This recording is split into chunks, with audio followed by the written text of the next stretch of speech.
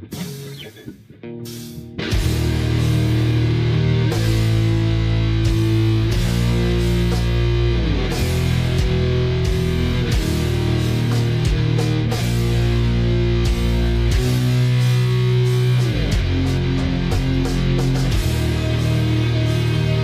going on, everybody? It's your boy Big Dave with an exclusive Kulture Dads interview.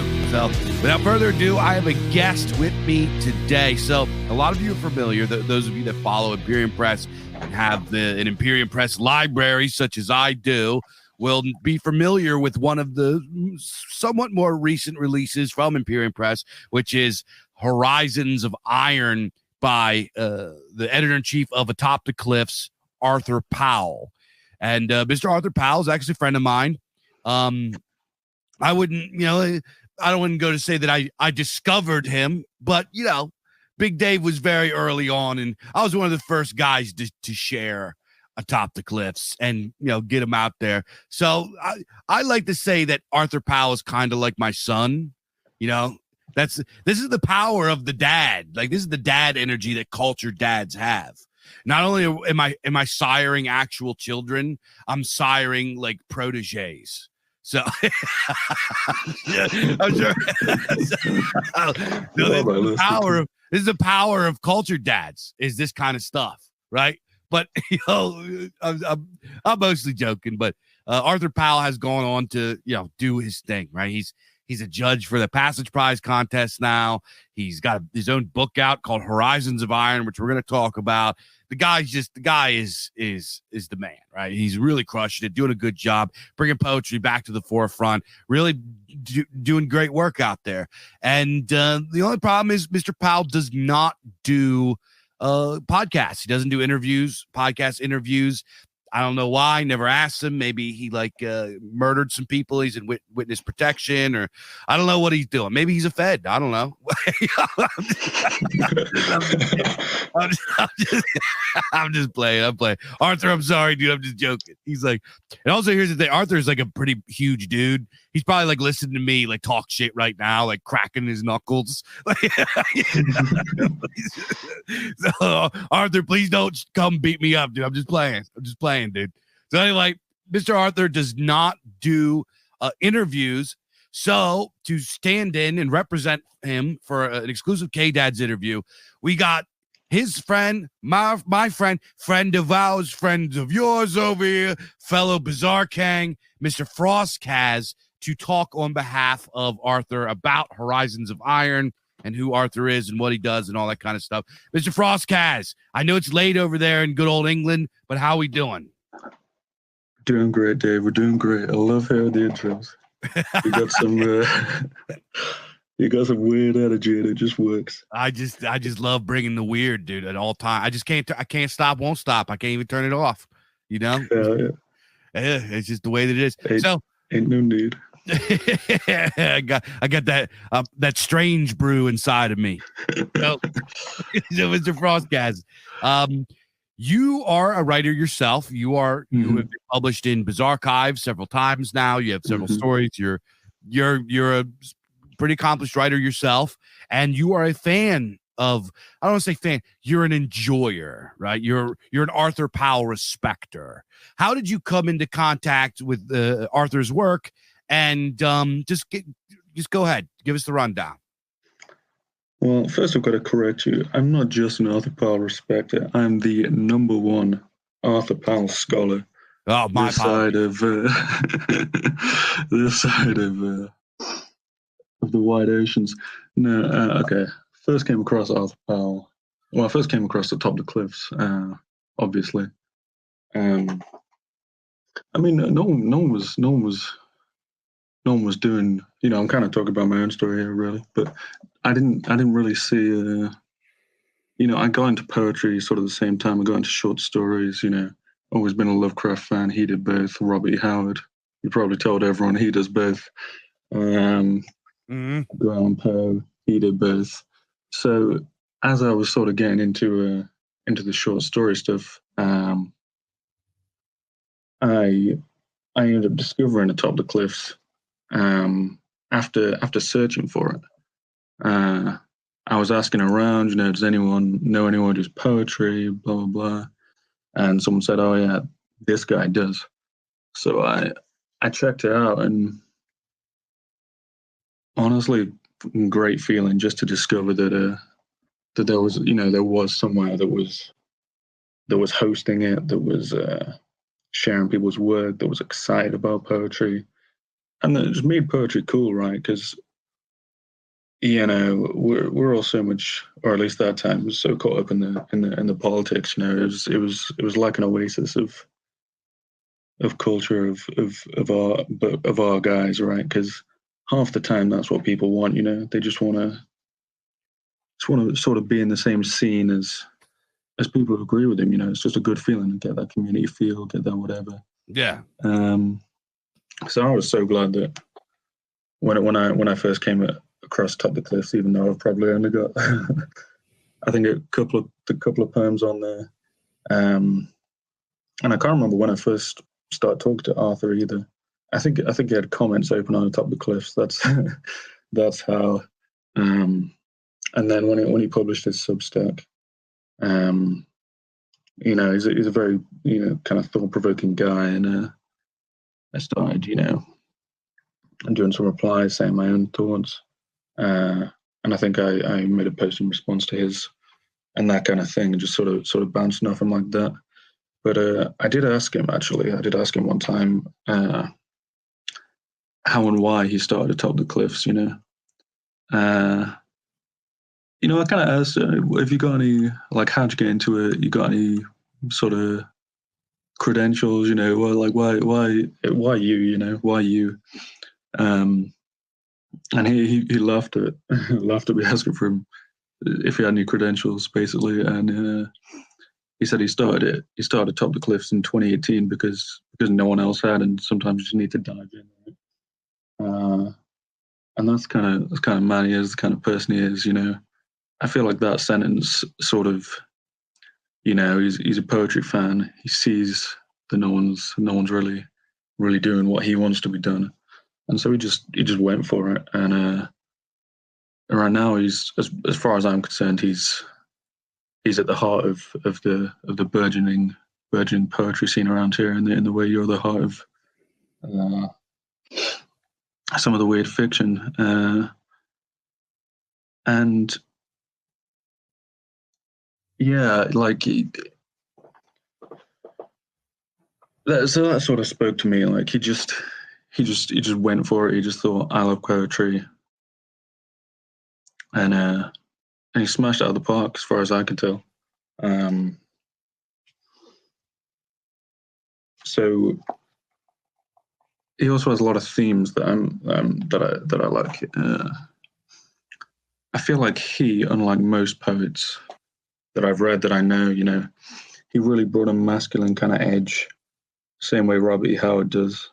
I'm saying it before you do.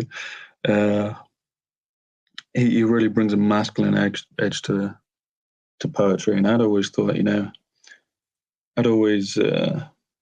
kind of got the same story as him, actually, because he talks a bit about, when he was in school, he kind of enjoyed poetry, and then they made it shit. Yeah. Made it kind of gay.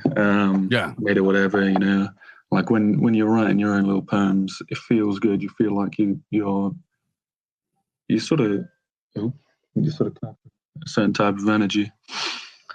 But then I don't know if you felt the same way, but teachers just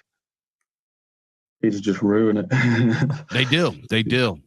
There's a pretty famous exchange between a student and his teacher, and a third party being Edgar Rice Burroughs about his writing and what they teach in school.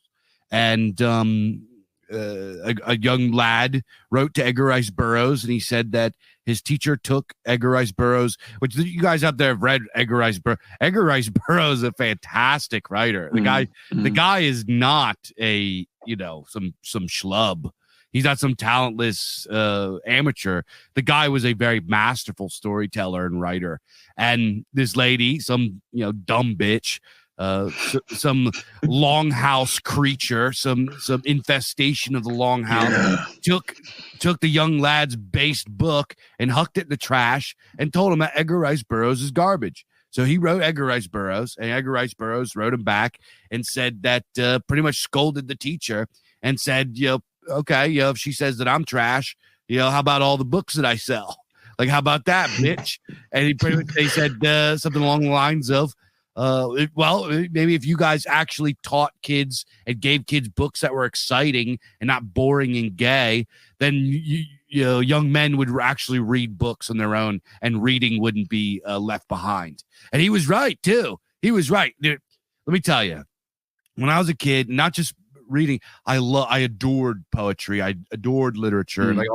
And my high school teachers, and some of them were really nice ladies, nothing against them, right? I'm not saying let's huck them into a wood chipper or dump them down a mine shaft or throw them down a well and fill it with some cement, or I'm not saying let's like burn their houses down, right?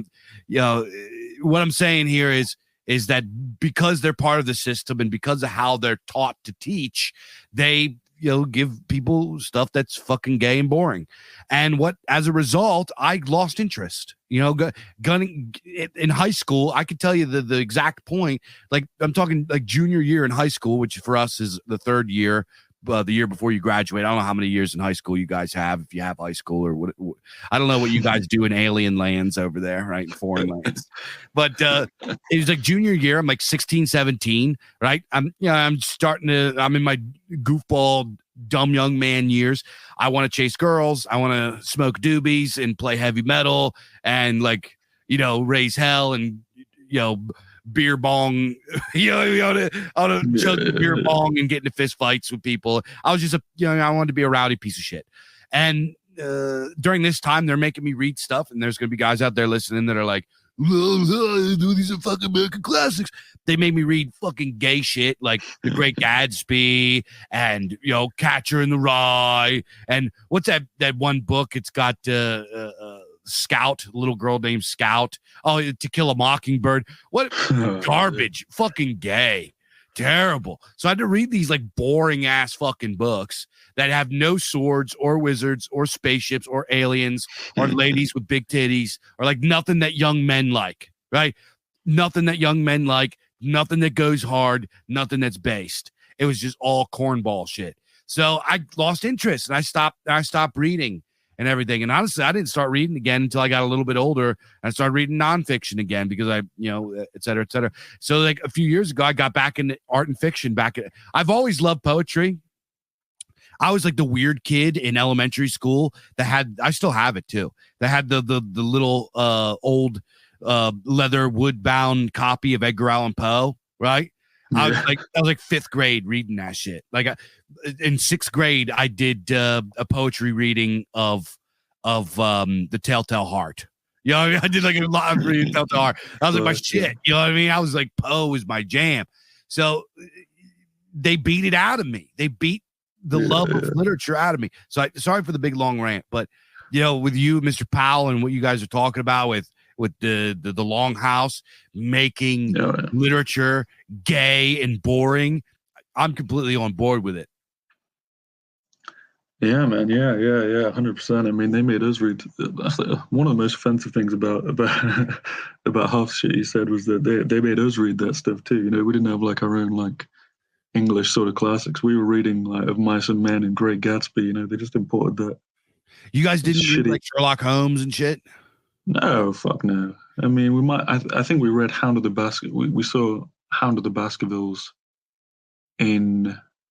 once when I was 10 in English class. It always stuck with me because it was a fucking light in the darkness, right? But no, it was a wasteland of. I mean, I was graded on my work on Of Mice and Men. Like, it's ridiculous. No, nothing against Of Mice and Men. Like it's a okay. I think the movie's better than the book. I'll be honest with you, but because it's real sad, dude. Man, the ending of that is like miserable. And also, like, why? I don't know. I'm not gonna beat too, because there's guys out there listening right now that are like squirming in their seats, listening to me trash talk all these books. But all right. I have this image in my head, right, of you guys over in England, like going, like dressed up like Harry fucking Potter and going to these like grand buildings that are from the 16th century, and you wear the little like the glasses that are circle shaped, and you learn this like Elizabethan Victorian style of education, and it makes everybody way smarter than us here. And this you're saying that that's not the case. You're not learning like Canterbury Tales and Shakespeare and all this stuff. Well, in grammar schools you might be, but we did a little bit of Shakespeare. But again, they somehow made it worse than it should have been. I mean, I did go to school in like some old building that was, originally this thing and then that thing, and then it was like used as a hospital in World War I and II, and I did have to wear like a tie and a shirt and a whatever, and it was something or other. But now we just got your curriculum imported, basically. That's so dumb. I'll tell you what. This is the one thing. Speaking of Shakespeare, I had one teacher, and I'm not gonna say her name because folks can just like go. I don't want people to go look her up. But she was kind of a libtard a little bit, but she was kind of like an old hippie lady. She was like one of those ladies that she burnt incense and candles in her classroom, and she used to use the lights overhead, the fluorescent lights, and she had lamps in it, and like would put like crocheted things over the desks, right over the seats of the desks, so people felt like she's like she wanted her students to be comfortable, and she wanted to create but which I looking back I respect that because she actually like went hard like trying, and she got the applied classes, and what applied literally meant, which is like the bad kids, right? If you were a bad kid in my school, if you were a bad kid, you weren't allowed to go. And even if you could be like 200 IQ, giga brain genius, they wouldn't put you in the honors classes. You had to go into the applied classes if you had too many D halls. So I got put into the applied classes, and our teacher for this class, she went so hard. She loved Shakespeare. I guess she when she went to college, she like minored in Shakespeare or something like that. She like her thing of focus. She loved it. She was in plays with it. She did Shakespeare music. She was a Shakespeare lady. So when we did Shakespeare, we went from just like, here's your vocab words for the day, and blah, blah, blah, blah, blah, blah. We went from that. She went so crazy with Shakespeare. She would do these like fiery orations, reading from the script, and like do all this kind of stuff. And we watched the Macbeth movie, and it was actually fucking cool. This lady actually made Shakespeare fucking cool for us. And she's like, I remember we go in, and it was like doing the Shakespeare thing, and like a bunch of the guys would go, oh. It was like, of course, the bad kids class was all dudes. Right? No girls in this class. It was bros. And of course, all the guys, fucking go, you gonna be gay. And she's like, what do you mean this would be gay? This has sex and sword fights and murder and like magic and like just like bark, super based. And we're like, okay, we're listening. All right. And you know what this did? She did this thing where we had these journals that we had to keep, right? It was like these little fucking journals. We had to do our little exercises in the mornings, whatever, blah, blah, blah. Towards the end of the year, she had us, like these bad kids and dumb kids. Like we are the kids that we would go to Saturday detention all together. We were like white trash bad kids, right? She had all of us writing poetry, original poetry towards the end of the year, and all of us reading Macbeth and Othello and like getting into all this kind of. So she fucking went hard. She was cool. Shout out. I don't want to say her name, but shout out. Shout out to her. Yeah, that is cool. I'm imagining some ditty old lady like just screaming once more into the breach, and we'll fill up the holes with our English dead and going mad on the. She went good up, stuff. dude. And she did like for Macbeth, she did like the Scottish accent, and she did it really good. She sounded like real legit. It was like the lady was pretty talented, eccentric. You'd meet this lady, and she's just very like talks under her breath, and she's like one of those ladies that's a little bit too touchy feely, like Mm. how you doing? It's so good to see you. She like rubs your shoulder. It's like, all right, lady, come on. Okay. But then you like transform into this like fiery performer for Shakespeare. It was pretty interesting to see. So I'm yakking, but talking about, let's go back to Arthur Powell. So Arthur Powell, that was kind of his journey. He had a similar journey to us. He thought poetry was gay. He got into it. He started Atop the Cliffs because nobody else was doing some shit like that. And he fired it up. And now he's got, he's one of the guys that's spearheading, like, bringing back poetry, like bass poetry. So let's go from there.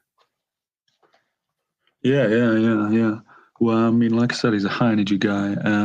I've got one of his Substack articles up here called Stop with the Kipling Posting, which is a bit ironic after we've just been talking about Shakespeare and all that. But this is something I really, really want to get behind. Like,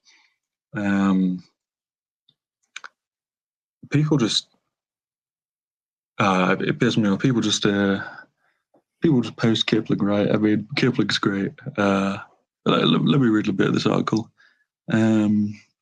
From the stalwart men of frog Twitter to the less than savory manosphere grifters, they all look to but one poet, Kipling.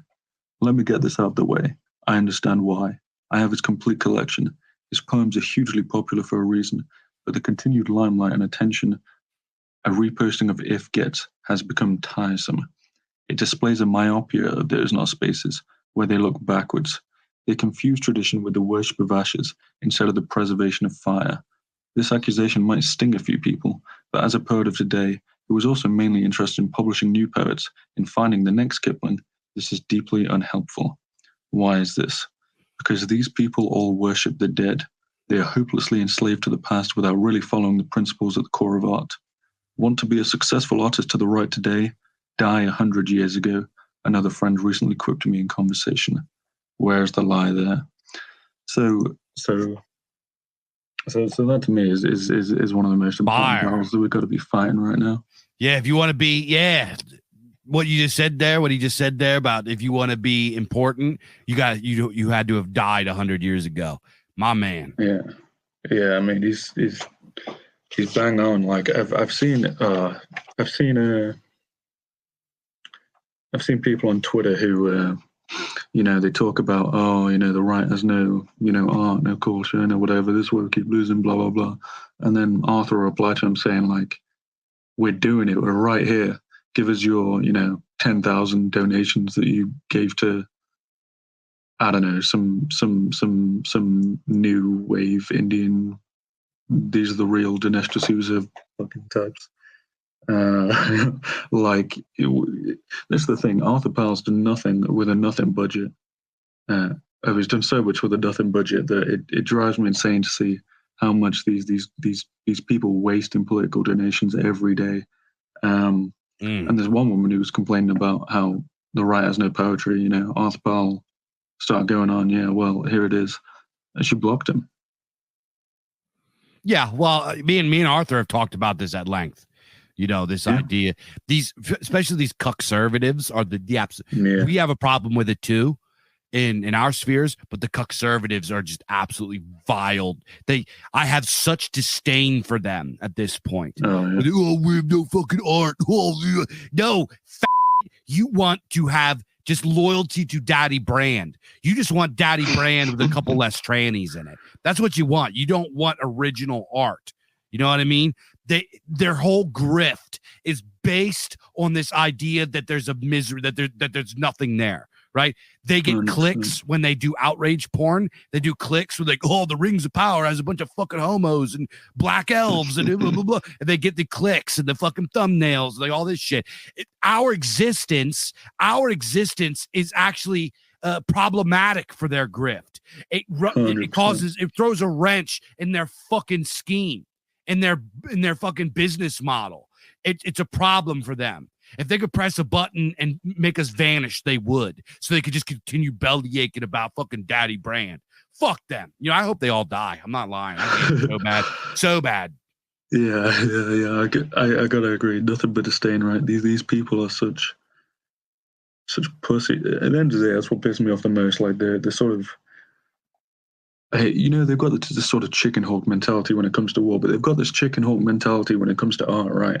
They'll happily give this whole pompous shit when it comes to those who are enshrined in the Western canon. They'll defend, say, Byron or Kipling or whatever.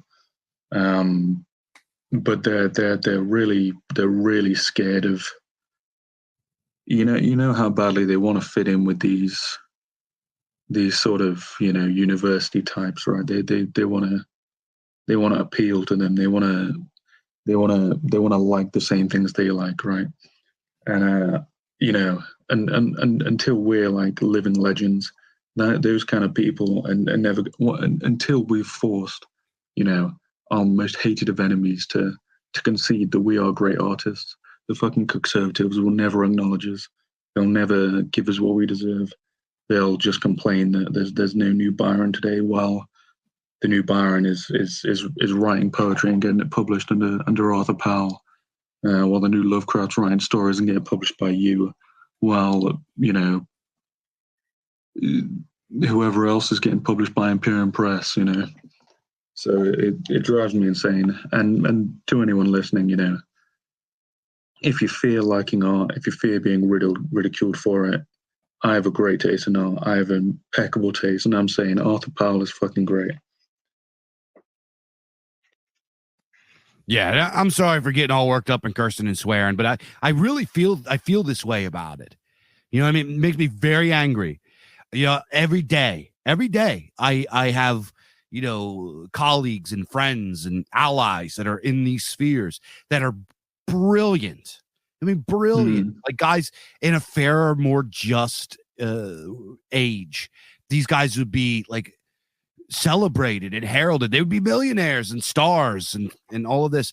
And because we live today, and now you mentioned Chicken Hawk, dude, these fucking parasites, these East of the Lead parasites, they will be happy to steal, water down, make milk toast our content, and then just pretend that we don't exist. They're thieves, they're vultures.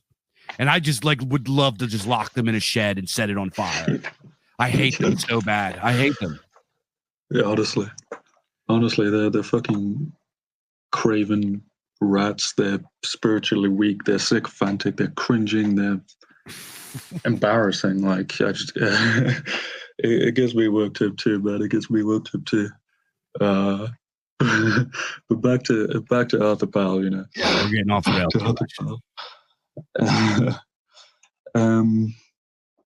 I don't know where I was with it, but well, yeah, let's talk about Horizons of Iron, actually. So Horizons of Iron has four it's sort of split up into four sections a little bit. One which is modernity, sort of reflections on modernity. And like I said, Arthur Powell, I really do think he's one of those guys that just has sort of an excellent ability to diagnose things, to sort of analyze has this instinctive feel for spotting things, I suppose. So his poems on modernity for me, they sort of hit in a different way because you're not just getting some random conversation. You're getting the thoughts of a cerebral guy that condensed into a few lines. And I also think with certain things like COVID, he's got a couple of them about well, one of them is a very moving one about his brother who they basically had a falling out over COVID, and it's just sort of about that. It's called Taking the Blue Pill, I believe. And I'd like to read it, if that's okay. Yeah, of course. Go right ahead. Okay. Not really done any poetry reading before, so we'll see how this goes. Taking the Blue Pill. It's a bitter pill, brother, seeing you adrift in normalcy. Once you were another. I stood by your side, spoke a good speech, as you made her your bride. Today we rarely talk, politics cut us deep, both turn to walk. Far away we drift, occasional messages cut across our rift. Trump derangement syndrome, branch Covidian. Strange terms out of place, years ago meant nothing, now occupy all space. Perhaps one day you'll see a prison in your mind, not all can ever be free. So for me, that kind of poem, I obviously had, I'm sure most of us had some sort of a level of disagreement with certain people close to us about things that occurred over the past few years, to say the least. But to see that sort of history preserved in an artistic format, for me, just, there's a sort of level of satisfaction. It's not exactly, like a weight lifting off your shoulders or anything, but there's a certain something to this kind of thing. You're starting to cut out a little bit, bub. Can you hear me all right now? Yep, I can hear you. Okay. Where'd I lose you? Something about what was the last thing you said? You said about politics tearing family apart. You had something similar happen to you, and yeah. I mean, I feel like most people had some level of disagreement with people, but like, yeah, to see that preserved in an artistic way, it just hit different. You know what I mean? Like it spoke to me. And he's got another one called Ode to the Sky King. Do you know Sky King? Do you remember Sky King? Yes, I do. Yeah, 100%. I mean, read it. No, hell yeah. Okay. You stole a plane flying high. You looped across the open sky. You were taught by video game and really knew how to play, gliding free without shame. You claim to be broken, but aren't we all, thinking what can't be spoken? Rest easy, Sky King. And then he has an essay called Sky King and Quiet Desperation. And reading this essay, you could tell that the actions of Sky King, it hit him in a certain way that it hit me, and I'm guessing hit you as well. Like, I don't know if you've read this essay. Yeah, I've actually read all of the essays in his book. Yeah. Honestly, he's a great essayist. And the thing is, like people like T.S. Eliot, a lot of good poets are good essayists. And there's something about the format of poetry that seems to lend itself to essays and to and to short stories. I mean, Lovecraft. I don't know if I said that already. Lovecraft, Robert Howard, Edgar Allan Poe.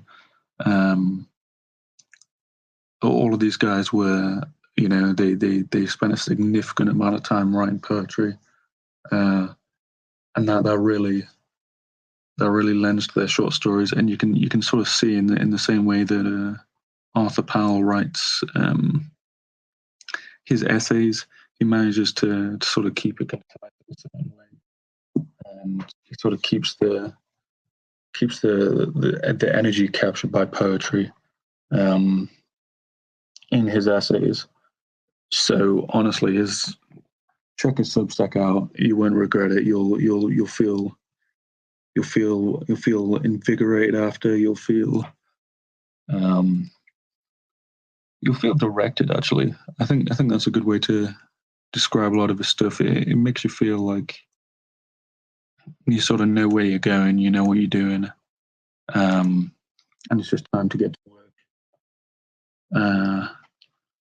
But yeah, okay. So Sky King, Quiet Desperation. It says here, I have a Sky King morale patch. It's that iconic image of the bombardier plane silhouetted against the vivid colours of the summer sunset. crass meme commercialization of a troubled man's suicide? Maybe. But I'd argue it's more a statement of shared sympathy, of an understanding of the currents that drove this young man to this act, and an appreciation of the last moments of beauty and freedom he experienced. Yeah, that's sort of another reason that, I don't know if Sky King was one of our guys. He did say that he wouldn't get a job because he's a white guy, so maybe. And he did say he was got a few screws loose. They might have found us. But yeah, I don't know. Sometimes I do wonder if I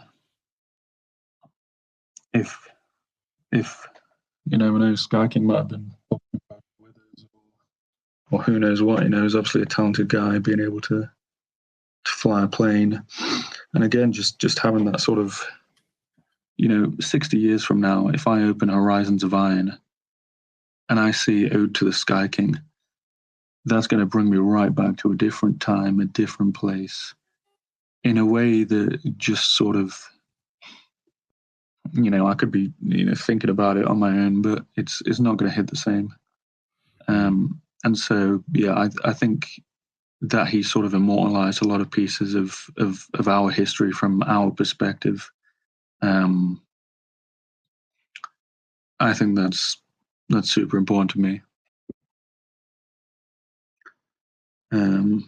But yeah, that was me getting off track because I was talking about it's good. No, it's good. So, yeah. So, Horizons of Iron. When I first cracked it open, I read a bunch of his poems. I've pretty much read his whole book. I've read all. I am a poetry guy. And his poems are really easy to get through. You know what I mean? They're not. A lot of them are very short. A lot of them are 5, 6, 7 lines. Some of them are even shorter than that. Some of them are a little longer. But I went through, and the first thing I read some of his poems. I read both of his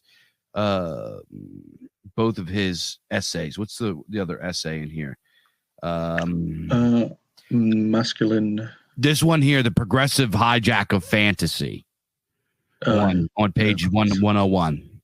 I'm not sure if this was like Big Dave inspired, or if we were just on the same wavelength, because this guy is like saying like literally word for word what I've been getting at for years now. And I was just so pumped to see that in there. Like I said, I don't know if that I inspired that, or if that's his own shit, or if we just came to the same conclusion. Either way, I was just pumped to see that in there. Someone actually standing up for fantasy, right? 100%. He has another one in here. It's really good. Towards a New Masculine Poetry. I really love that essay. He has one in here that I liked the most, and I'm trying to find it.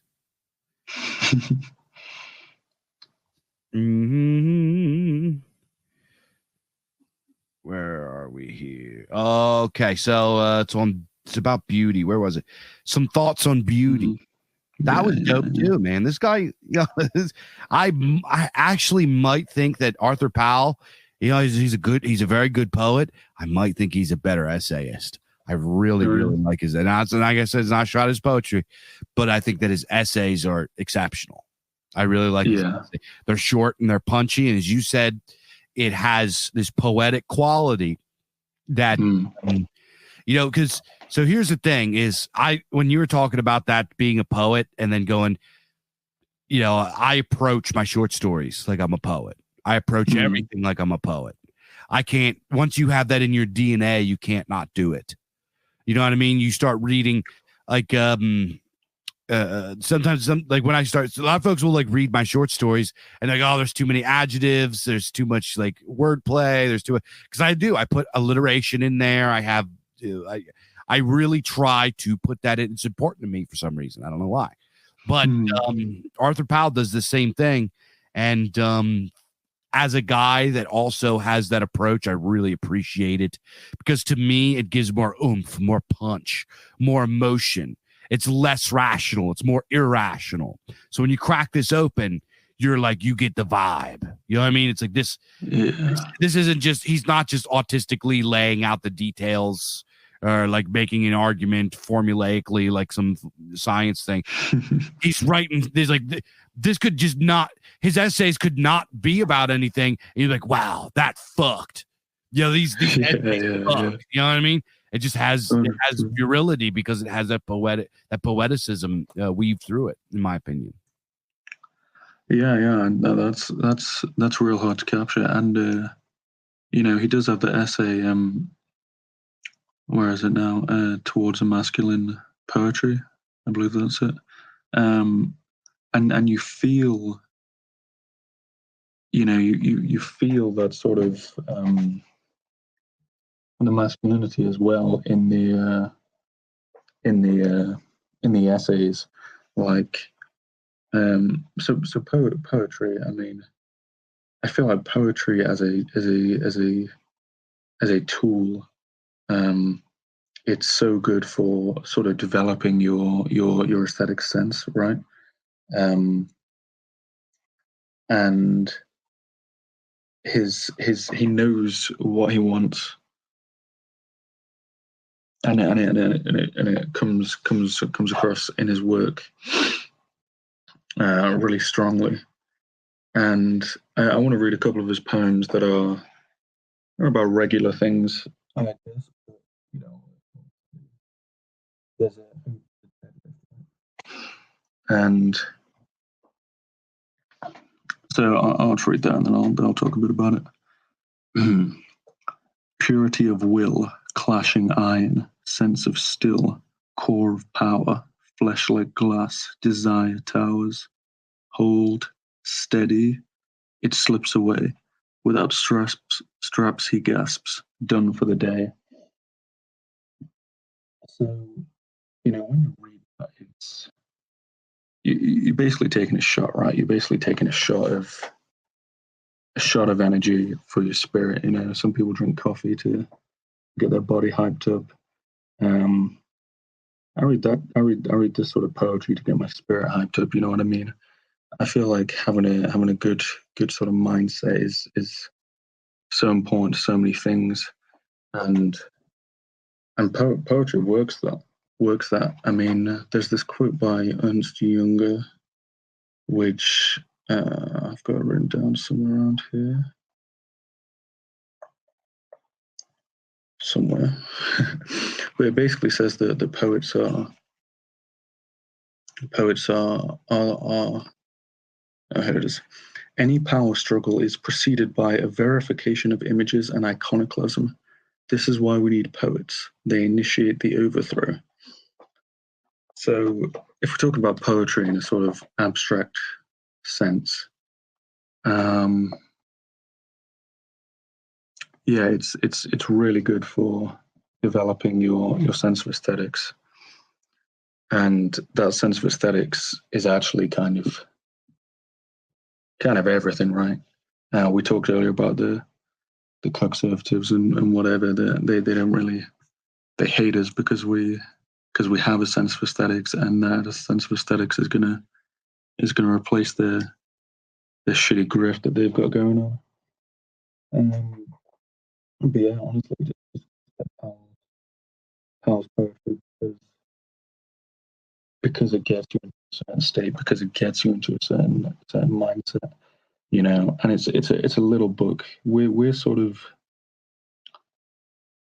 you know, we're not exactly guerrilla warriors, right? But a lot of us are on the move a lot, and we don't want to be lugging around, you know, our huge tomes of. No, there's anything against tomes, you know. We love Imperium Press's tomes. Don't get me wrong. But just having this little book of a bunch of great poems, and you can just. It's not the same as reading a book. It's not, because when you're reading a book, the story has a lot to do with it, and you know you can't really read the same book. You can read the same book a bunch of times, but you got to love the book. But with the poetry, you sort of have to read it 4, 5, 6 times to really get out from it what you want. You know what I mean? Yeah, my most read book is my Robert E. Howard collected poems. I've read this book probably 7-8 times over. I've read every single poem in here. It's a big book too. How many pages is this? Yeah. 600 pages. Yeah, I mean, I've read this thing multiple times. Half the pages in it are dog-eared. It's got stains on it. It's all jacked up. You're right, dude. Poetry is like, it's something you can revisit over and over again. Something you memorize. For folks that tune into my other podcast, Bizarre Cast, me and my buddy Shane, who's another Bizarre Archives writer, there are poems that me and him have memorized together. And like if a few words pop up from one of those poems that we say, we recite it together like it's a song. Yeah, I mean, you did Song of the Naked Lands yesterday, right? Yeah, song. That's the big one. That's our big one. Yeah, I mean, I love that one. And I was thinking that the other day that, like, you could read all three of, or is it two? I can't remember. All of Spengler's Decline of the West, and then all the other, I know Academic Agent talks about, like, Prophets of Doom, and he's got, like, 10 or 12 that you could read that talk about, like, cyclical, civilization rise and collapse and that kind of stuff.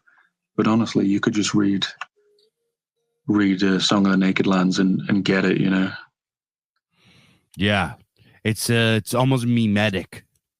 Yeah, and it's got a power that you just can't get you just can't get anything anywhere else.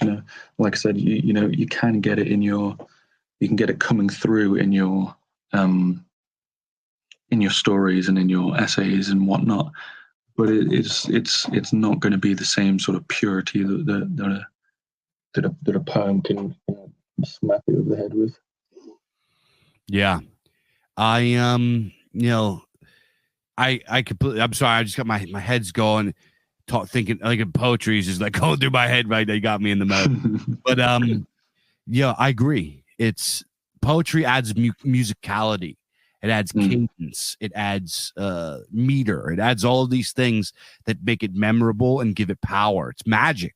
I mean, there's a reason that the Eddas and the Odyssey and, Beowulf and all of our old sacred poetry. It's sacred poetry. All of our sacred texts, our ancestral texts are in poetic meter. There's a reason for that. It's because it has power. Yeah, and I mean, it's literally, you're basically chanting a spell, right? I mean, when you speak, words penetrate. You're not.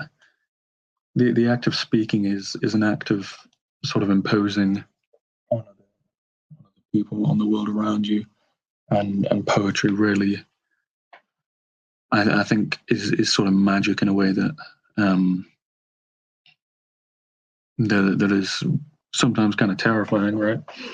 But speaking of that kind of stuff, Arthur does have a lot of nature poems that are very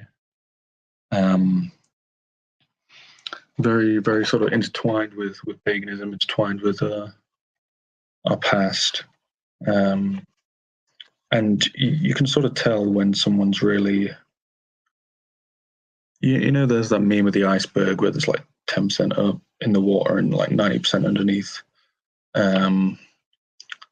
With Arthur Powell and with the poetry, you only see that 10%, but you can tell that there's like the 90% of the rest of the iceberg.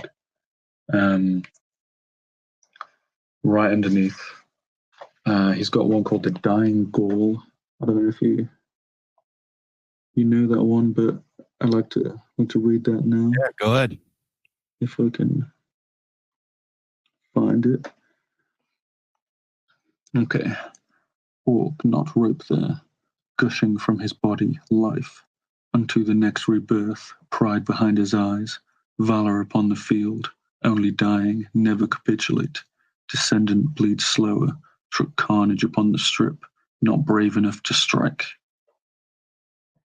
So that was a quick one, and yeah, you maybe might not have caught it, but yeah. So it's about a dying Gaul who was sort of reincarnated into his descendant, and the descendant is killed by some sort of terrorist attack, and is simply too cowed to fight back. And there's sort of layers to this. I'll read it again. Talk, not rope there, gushing from his body, life, unto the next rebirth, pride behind his eyes, valor upon the field, only dying, never capitulate. Descendant bleeds slower, truck carnage upon the strip, not brave enough to strike. So this is sort of a, he's talking about the modern times, talking about the ancient times, but he's also talking about rebirth and sort of how the ancient Gauls' perspective on dying and rebirth influences actions in a way that it doesn't influence that of his descendant.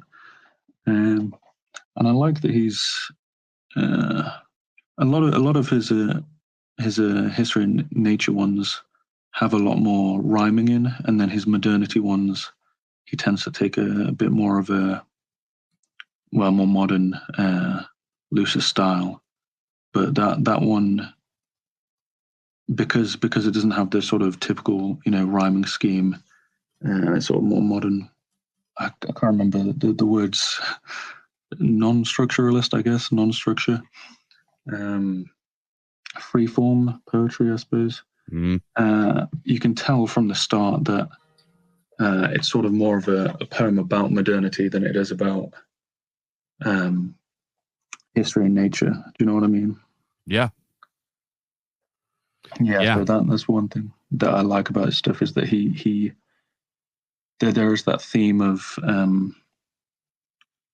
rhyming with the ancient past. I mean, it's not 100% rule, but it's a general thing that I've noticed among his poems, and I think it's cool. And that he's sort of trying this freeform stuff. I know a lot of our guys don't like it, and it's sort of very easy to just throw it away and say, I like common meter, I like sonnets, I love those things too. Don't get me wrong, but there is some Arthur Powell's a bit of a futurist. He likes looking forward. Maybe he's even a bit of a vorticist. And yeah, I think it's cool. I think it's real cool that someone like that is someone in our movement is trying that. I know your poems, Dave. You like to keep it rhyming, but it's cool that we have both. Oh, thank you. Yeah. My style is very different from Arthur Powell's. But I absolutely notice what you're talking about. I saw very clearly. It's actually, you said general rule it's not a general rule. It goes back and forth. But his poems that are about modernity, he writes in a very modern style. It's more free verse style. And then when he gets into something that has content matter referencing ancient times or warriors or something like that, he kind of go. I'm very curious. Maybe we should ask him if he does that on purpose or if that's just something that he unconsciously did. That'd be very cool if that was something he unconsciously did. Yeah. Damn, I wish I had. I gave him all these questions and forgot that one. But I feel like there's sort of either or. It's kind of. I feel like if he's done it consciously, then he's been subconsciously not tricked into doing that, but like pushed towards that. And then if he's done it subconsciously, there's probably some conscious that's gone into there. Do you know what I mean? Yeah, inspired, like metaphysically inspired to do it one way.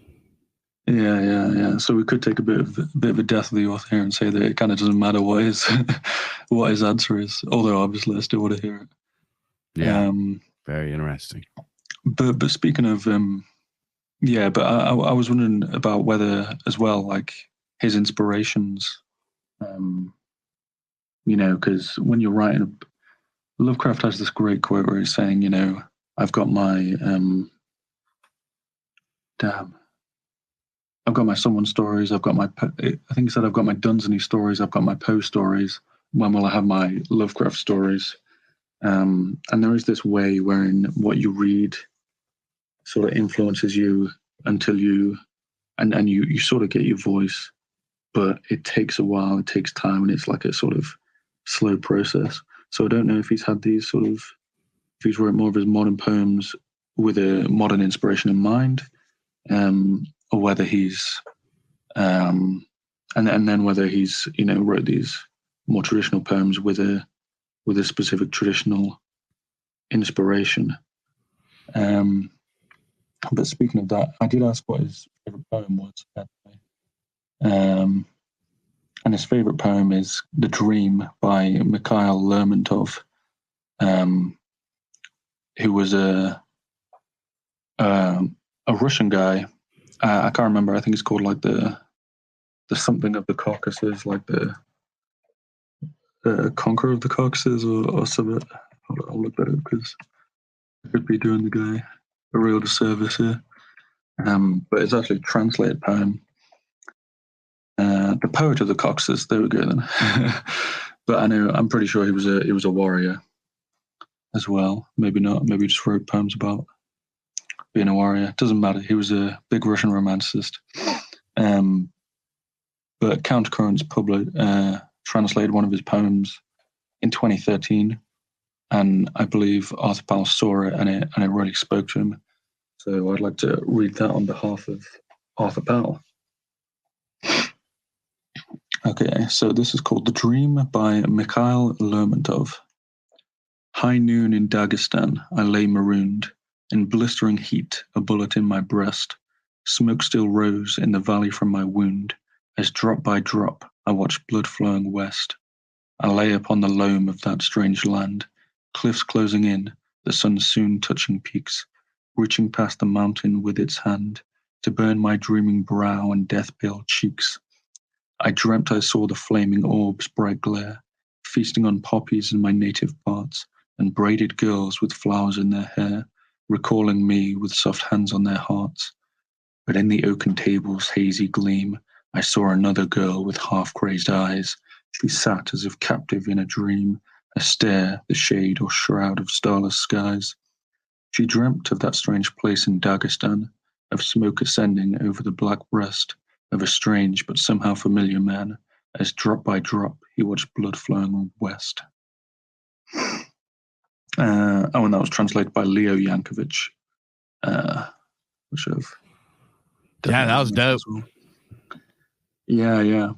That sort of captures a lot of the things I do see in. It's got war, it's got death, it's got mysticism, and it's got romance. Arthur Powell writes a lot of his poems are on women actually, which again I kind of didn't. I don't want to make it too much of a discussion, but I feel like a lot of our guys have a bit of a weird sort of relationship with women, maybe for obvious reasons, but there is this sort of weird mix of both Edwardian and Victorian perspectives on women, as well as some modern ones, which I feel like kind of clash together, and you can sometimes get a weird vibe from certain people when they're talking about on women. But Arthur Powell, I mean, he's a sort of high energy guy, and he writes. He's got a couple of polemics on women, which on certain women anyway. But he also has these really nice ones,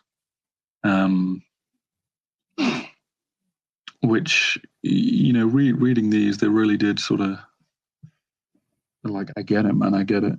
And I know he said he posted something on Valentine's Day about how every man should have written a scintillating poem for his woman or something.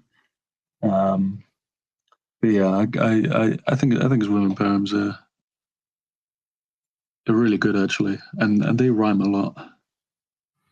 Yeah, I agree with you about there's this guys are just like allergic to ideas of like falling in love with women and the relationship between men and women and dude, I've read a lot of poems, especially we did the Culture Dads episode about poetry. I read a lot of poems from guys that are like World War I soldiers and Civil War soldiers, and they were all like these like gushing like by. It's like, my dear Beatrice, how I long to feel your embrace, and like all this. There's like this gushing, like I can't wait to get home, and all this stuff. And the fact that we don't have that is like kind of gay. It's a little gay. It's way gayer than if we were all writing love stories. I don't know how or why, but it's a little bit of a sausage festival. Yeah, like it's okay to be a sausage fest if you're writing poems about women. There's a certain thing to that. But yeah, a lot of guys do have this sort of anxiety towards women. I think I got to say there is this weird anxiousness, and Arthur Powell just doesn't have that. I don't know why. It's like, dude, you're bigger than they are. Like, what are they gonna do? Beat you up? Like, I don't get it. I'll say whatever I want to any woman on the planet at any time. Yeah, I don't know. Like I said, I mean, there's some weird Edwardian / Victorian like clash where, yeah, I don't know. So, Mr. Froskaz, we are on an hour, so I want to switch gears into something like kind of like a final topic here before we start shutting it down. Arthur Powell, I think, first of all, I think it's really cool that you came on here and gave him a shout and wanted to spend a whole hour of your time celebrating this guy that you find so inspiring. It's fucking awesome. I think that there's this little bit of this, you mentioned nervousness about guys they want to come off like they're kissing butts or I don't know what it is, but who else? Nobody else is going to shill for us and the guys that we like. And the guys that are in our spheres that are writing and we're inspiring each other, nobody else shills for those guys. I mean, an agent's not going to call them up. They're not going to be on a commercial. They're not going to be hosting some TV awards and get claps. You know what I mean? If we don't shill for our guys and celebrate our guys, especially the ones that are alive today, nobody is going to. And that's a damn shame. And we shouldn't let little hang-ups like, oh, well, it's going to make me look gay or whatever, like get in the way of that. Let me tell you, if you're here and you're listening, you are soundly not gay. You're not gay. Nobody's going to think that you're gay. So if you want to go, you want to get up and shout and shill and stand up for one of your boys, dude, let me tell you, do it for real. Don't even think about it like shilling. Think about it like you're standing up for your boys in a world, in a place where nobody else will. So that's what I got to say about that. So speaking of that, one thing, this is probably my favorite thing about Arthur Powell, is that is what he does. Yeah. Arthur Powell, his entire thing was, he's like, I remember the first time I talked to him, he's like, I don't know if I'm a good poet. I don't know anything about me. But I want poetry to be lifted up, and I want to lift up guys that I do think are good poets. And I actually, I believe he published one of my poems early on, like a couple years ago. Yeah. Very early on, he published one of mine. I think so. I think he did. So it's like, dude, the guy, more than anything, more than his poetry and his style and everything, he's a man of the people. And that's probably the most base part. So yeah, man. In the spirit of that, Froskaz, do you have any poems of your own, original ones? I know you. I got a couple, but let's hear one. I'm not sure I haven't. I don't know if I have them to hand. I'm gonna bully you. You're gonna bully me. I'm gonna bully you. The thing is, I'm so disorganized on my computer, so I'll have a look. I know. I tried my hand at weird poetry earlier. Yeah, that's what I like. I think one of them's kind of good. Yeah, let's hear it. It's gonna take me a second to find it there. Take your time looking. And you read. I'll tell you what. You read one. I'll read one. I'll read one of mine. Your originals in the name of Arthur Powell. But yeah. So I agree with. I love Atop the Cliffs. I think Horizons of Iron is a great book. I really respect. Shout out to Mike from Imperium Press for publishing this. Yeah. That was cool. What other publisher is doing shit like this? Mike is really going hard into the arts, and he doesn't have to. I mean, it's not even like it was. Imperium's brand wasn't to go hard into the arts. And you know what? Mike was like, nobody else is grabbing the torch. I'm going to grab it. I'm not saying there's other guys that aren't doing it at all. There are other publishers that are doing it, but maybe I'm not as aware or keen on what the other guys are up to because I'm just so busy with my stuff. I'm busy helping Mike with Kulture Dads and Imperium Press, and it's hard for me to really keep an eye out on what everybody's doing. So if you're out there and you're another publisher and you are going hard in the arts, I didn't mean anything by that. I'm not saying everybody else sucks and Mike's the man. Mike is the man, but I'm not saying that you guys suck. Did you find your poem?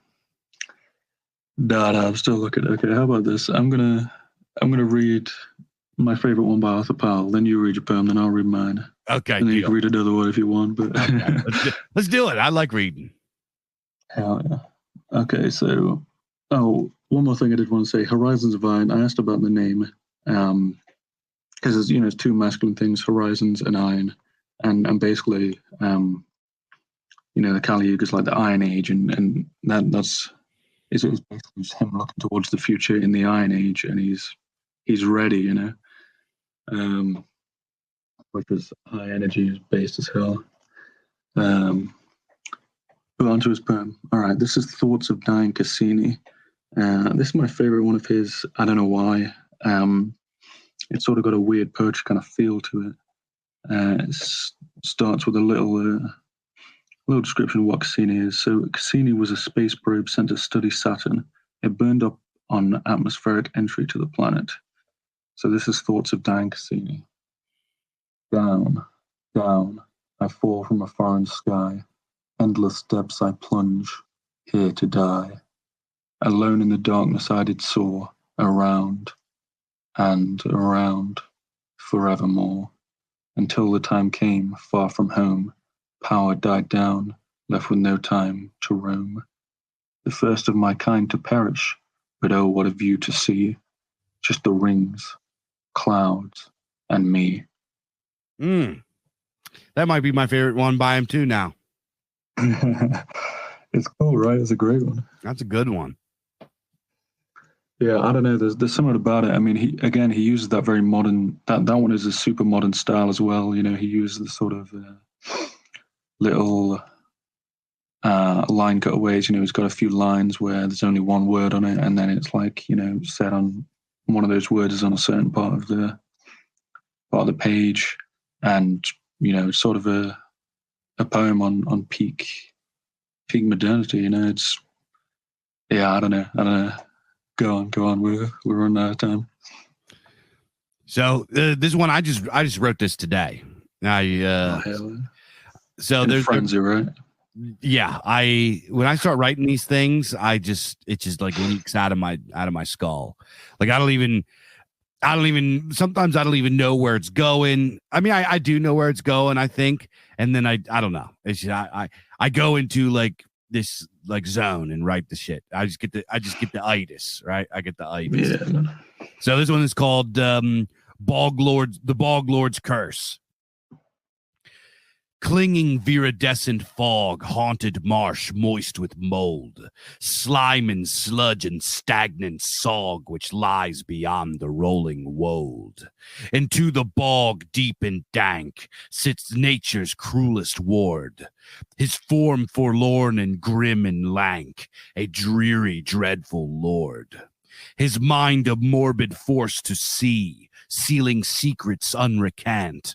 Sinful songs and sorceries among the mists a merling chant. Swirling seer a psychopomp, one that weaves your fate, unfurling here in frightful swamp, kniving words he doth spake.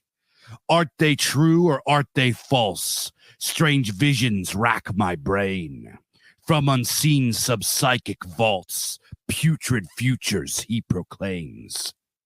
Dreams bleed as time decays, morning moons and sun at dusk. Nights dissolve to darkened days. My spirit flees my fleshy husk. I sink into the murky mud, a fetal fluid sack. Embryonic ooze and blood, chthonic morphing black. Hairless, wretched, milky form emerge from pulsing slime into a realm with stars adorned, cosmic colors so sublime. Soaring psychedelic flares, billions of us float. Infantile, helpless bairns, suspended womb-like boats. Towards the source of yawning light, drifting gently against our will. Devouring void of blinding bright, millions swallowed, never filled. Roots as spines and vines as veins, bark as skin in fetal form. Thoughtless minds, forgotten names, betwixt our world dimensions torn. My time has come, my turn is nigh. The great source shall drink me whole. No fear is felt, no urge to cry. I surrender to it my sordine soul. Thrust into a twisting storm of countless fragment thoughts, burning cold and frigid warm, astral nets, nightmares caught. Past and present and future melt, things known but lost to time. Dooms weaved but never dealt in shattered schizo rhyme. Crescendo in a blaring blur, left a shaking broken shell, lying nude in the swampy slur without a tale to tell. I sit in rock, repeating verse from vision with no memory. It seems that the Bog Lord's ancient curse is revealing what we cannot see. The end. Hell yeah, man. That was fucking tight. Thanks, bub. Yeah, it's like so I had this I call myself the Bog Lord. I'm the Bog Lord. Yeah. The Bog Lord is like a character in my mind, right? The Bog Lord is this like fucking wild, weird wizard that lives in a swamp and like studies ancient magic and knows ancient secrets. And people that go there, there's like lore about, they go there and he tells them weird secrets of the universe and it drives them insane and all this shit. And I combined it with, I have really weird dreams, right? It's probably because I did too many psychedelics when I was younger. But I had this weird dream one time where I was like a fetus in like a womb sack. But I was also like made of like vegetation, right? I was like, had like vines and roots and the embryonic fluid was like this pussy, bloody, muddy stuff with twigs and shit.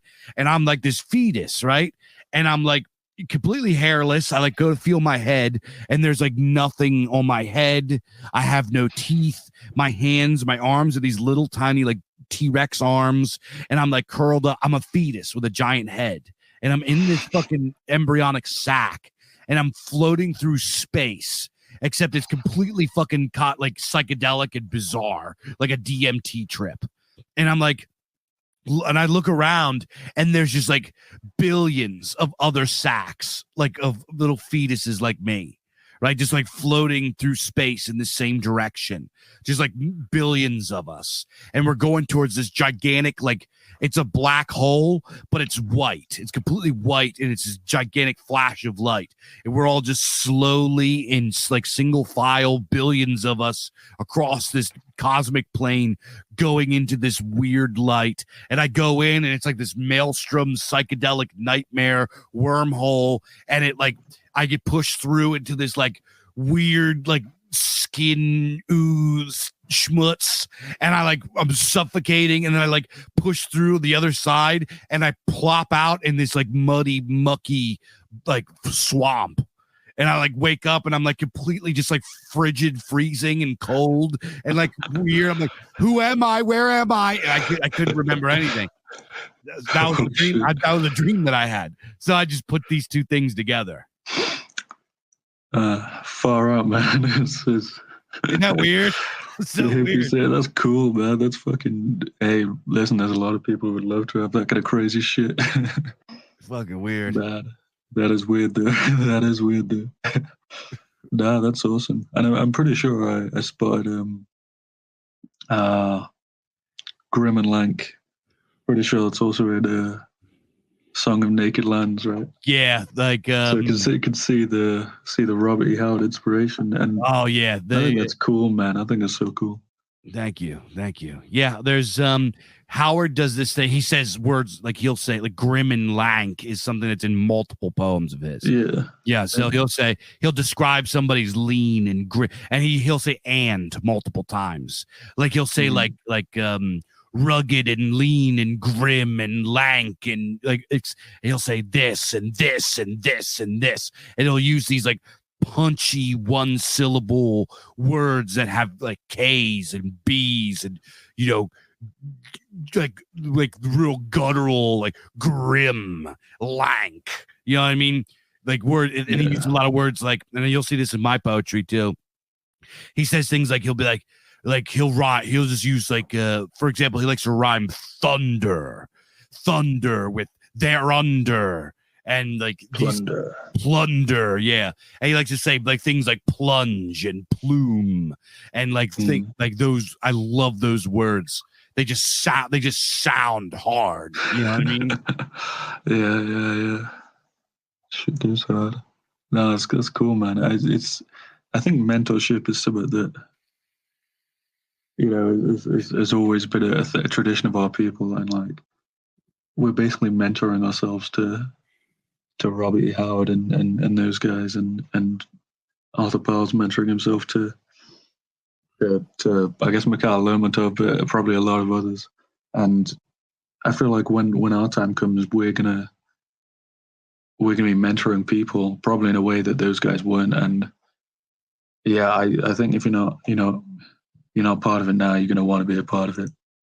So cool. You know what I do? Like once in a while, guys will send me their poems, like on Telegram, and I'll see my words in there. Like I'll see like one thing that I see a lot that guys will, when they send me their poems that they're borrowing from me, is I'll do like I'll put tongue twisters and alliteration in there, right? I'll say something like in my one poem I go like brackish bogs birthing baleful black beasts, slithered slime surfing foul floating foam yeast, and I'll like say shit like that, you know what I mean? I've plunged jagged chasm voids that vomit molten earth, geysers belching bile burst, steaming vile birth.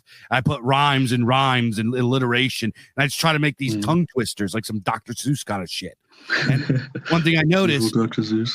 And I think that that's probably my thing that guys, like when they do their poetry and they show it to me. It's like that's the Martellian inspiration, which is pretty cool to like. It's like it feels good. There's been a couple poems that get sent to me, and it's like it's a little bit plagiarized, but I don't even care because I plagiarize shit too.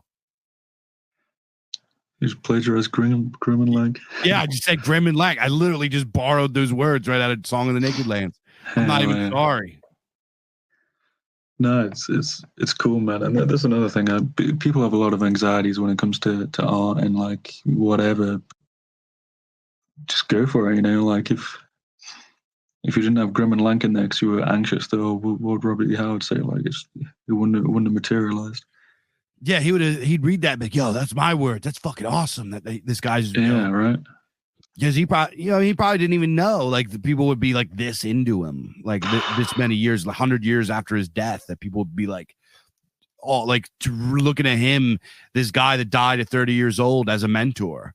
You know what I mean? So it's just fucking cool, man.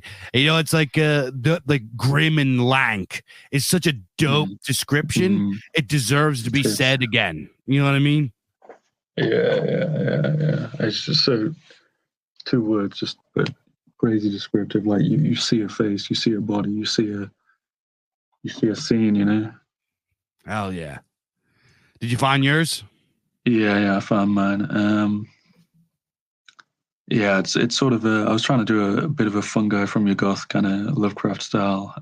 It's not a sonnet. I did do some sonnets, but this one's in common meter. But this one I think is the best one I've done so far.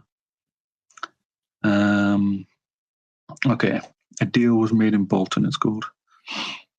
A dark pact was formed in Bolton between two of high breeding for murder of a common one whose skill lied in reading. A tome of orphic mysteries had been taken to him to decipher and release lost secrets and named things, unmitigated disaster for the conspiring two. The haste and zeal betrayed their fear, their breeding not so true. His skill surpassed expectation, the tome's many truths laid bare. As he continued translation, the real lost to nightmare. And as their heritage was known, his name they spat and cursed. For all of history has shown that traitors suffer worst.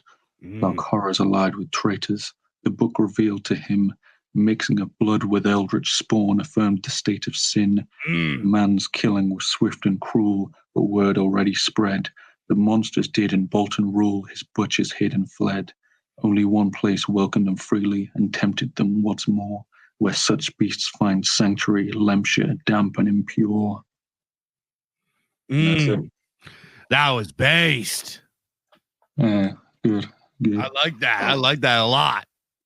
Yeah, I think it's my best one for sure. Just there's a couple of moments that hit right, you know. Hell yeah. Hell yeah. Yeah. But I said earlier before the show actually that I think your poems are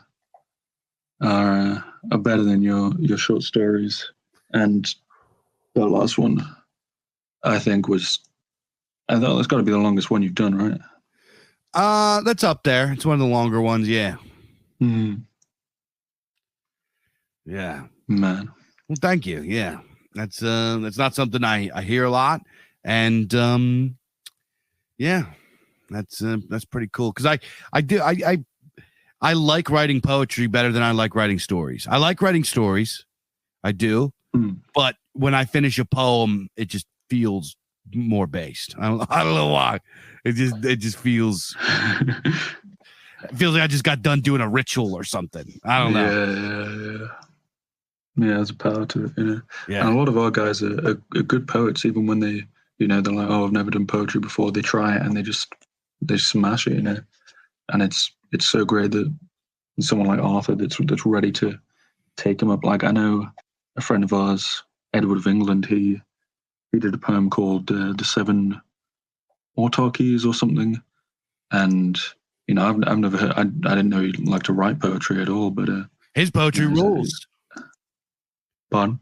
Yeah, Edward of England. Shout out him. His poetry rules. Yeah. And I remember I saw that on Atop the Cliffs, and I was like, oh man, this is so cool, you know. It was a great little poem. Can I read one more? Oh, I won't stop you. Okay, so this one, I don't know if you heard this one, Replicant Form. Oh yeah. Oh, you're familiar with this one? Pretty sure, yeah. Yeah, so this one's a little shorter. It goes, this form unborn and replicant with locking eyeless gaze, appendages emerging bent in uncanniest of ways. In caution I retreat my steps, it mirrors them in kind, while learning it appears inept, becomes flawless human mime. Its visage shines with nameless hues, its spasms then retracts, sprouting flesh and innards fuse into a human form intact. Jaws unhinged from rigid face, cast suboral droning screech, evolving into its pupil phase, its first attempts at speech. It crawled out of unworldly womb from a realm we cannot see. Now it stands in this empty room, a more perfect form of me. The end. Yeah, that is disturbing. That is uncanny, and you just can't. You know, you've written a story about replicants basically, and it was disturbing and it was uncanny, but that was like freaky. That was like I can almost feel it staring at me. Like I can see myself fucking in a freaky replicate form staring at me in a dark room, and I don't know. I actually wrote And the this jaws one. unhinging, like, nah. trying to speak like me, looking at me with my face. Let's go. Yeah, I actually wrote this one. I was like at the height of COVID, and I was having fevers and fever dreams. And I'll be honest, I don't even remember writing this. I had a nightmare about it, and I was I remember holding my phone and like typing it in, but I don't remember really writing it. It was like I wrote everything except for like the last 3 lines. And like I had the fucking replicant, right? You are the replicant. What's that? I said the replicant wrote it, and then I said, "Oh shit, you are the replicant." Oh yeah. Maybe the real Dave Martell wrote it, and you're like some freaky. Yeah. It was like I had this weird fucking dream that I was like in this weird, I was naked in this like cement room, and like this like weird like dimensional folding in on itself looking like cosmic vagina like fucking like opens up in the middle of the room, and this like slop, like this like fucking weird like writhing cosmic abomination slops out, and then like starts like changing into me and looking like me and like mimicking my moves and my speech. And it's like I remember like having this dream. I'm like trying to, when it's like you're in a nightmare and it's like real scary. You're like, wake up, please wake up, please wake up. And like you're like trying to fight your way out of the nightmare, but I kept getting sucked in. I'm all sweaty and feverish and horrible. And like I remember like it was just like it's like getting real close to me and like looking at me every time I turn my head and turn its head. I'm like, wake up. Dark stuff, man. It was terrifying. That's cool though. I mean, that's I don't know if that's one of the regular side effects of COVID, but man, that's fucked. I'm usually I have like really vivid weird dreams all the time, like every night. Yeah, I'm the same actually, and I sometimes take like melatonin, herbal medicine. I used to take melatonin actually, and it did give me freaky dreams, but then I stopped basically. But I've got a bunch of other like herbal medicine things that if they sort of make my dreams weird, but they all make them weird in different ways. That makes sense. Yeah. Like there's one skull cap, Scutularia lateriflora, not bicalensis, and that always makes me have like fighting dreams. Don't it, like, or like if it makes me like half the time it'll make me wake up and feel as if I've just been in a fight and like smacked some guy up, and I have like this weird dream where I'm just I don't know. It's weird. But I've actually wrote some poetry in like a fever state as well. Do you have any? I'm kind of looking for it. I don't think this one's that good, but there was like a. Do you know the Bard chat, the British artistic reactionary dissidents? Yeah. They had like a Love of Your Land competition, and I was super sick at the time. But I wrote 2 poems while I was like, fucking shaking and like jittery and sweating and freezing and all that kind of stuff. I found them, but now my computer's shaking itself, so I can read them in a second in theory. Yeah, if we have time. Yeah, we got a little bit of time. All right. I should be on recent projects. Here we go. Okay, so I have one called Perseverance and one called Esoteric. I can't remember which one. Honestly, that time period was a bit of a blur, but one of them got like 3rd place. I think it's this one. Oh no, it's called Traditions. Okay. So yeah, this one's called Traditions.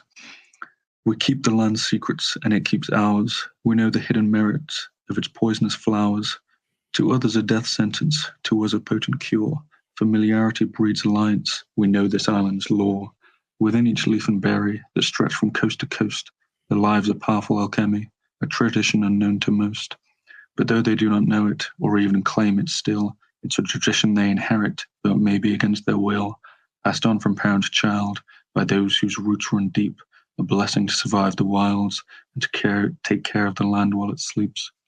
As a result of ancient mysteries and histories esoteric, granted boons and responsibilities since times prehistoric, gifts and obligations, we receive for our ancestors' pride, the reward of generations, a land and people allied.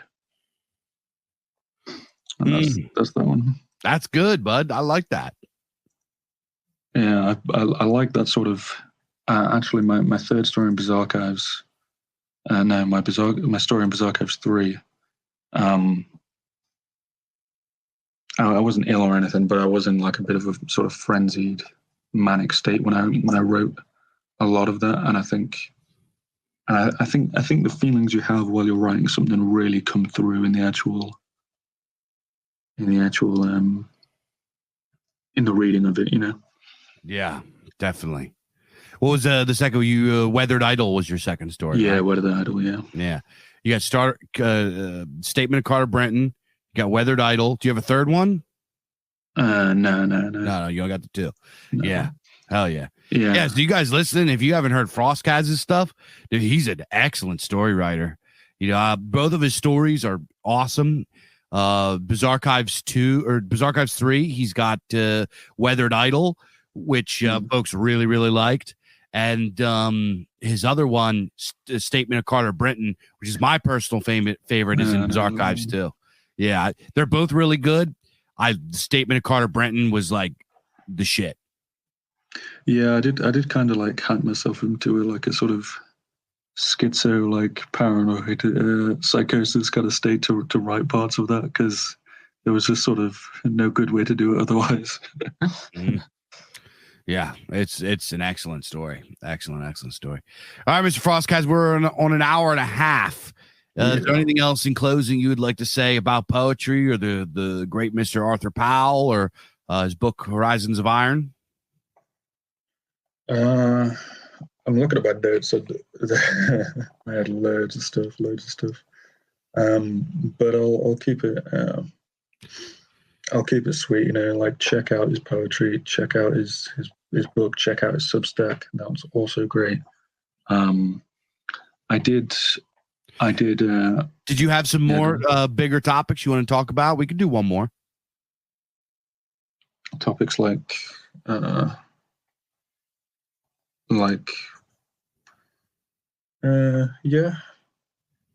Okay. So let me have a quick look.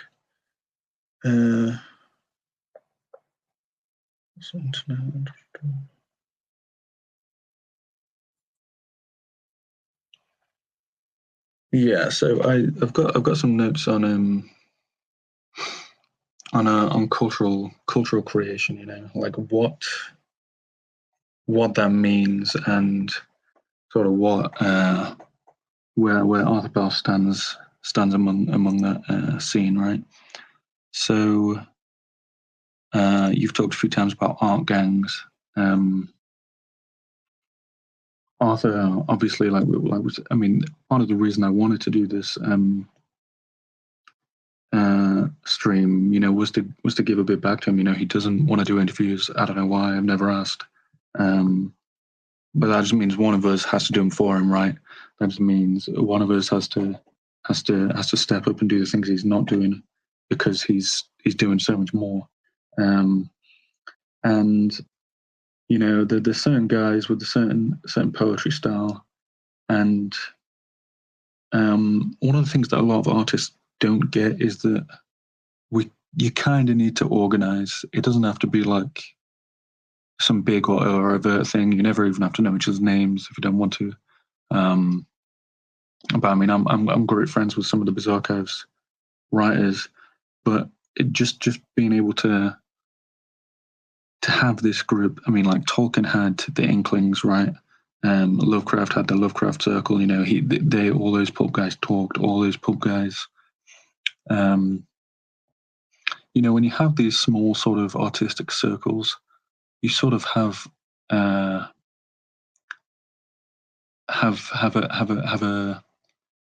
sort of closed loop of cultural acceleration, right?